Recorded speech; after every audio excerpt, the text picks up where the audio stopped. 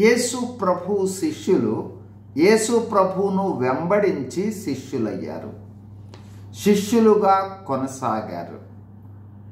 ప్రభువు ఆరోహణమైన తరువాత ఆత్మాభిషేకము పొందారు.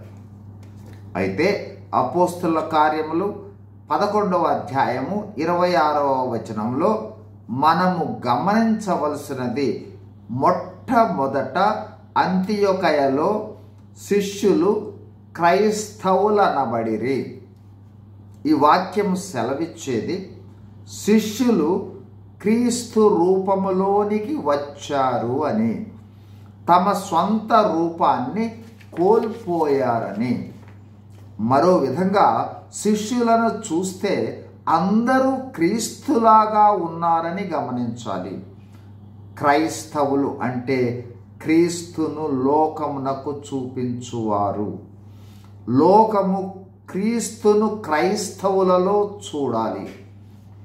ఇంకొక విధంగా యేసు ప్రభువును పోలిన మాట నెమ్మది, శాంతి, దయ, వాత్సల్యం, కదలికలు, సరళత్వము, దీనత్వము, నిరాడంబరత్వము, పరిశుద్ధత మొదలైన గుణాలు కలిగి ఉండుట ద్వారా లోకము క్రీస్తును మనలో చూడటమే క్రైస్తవ్యం అంటే.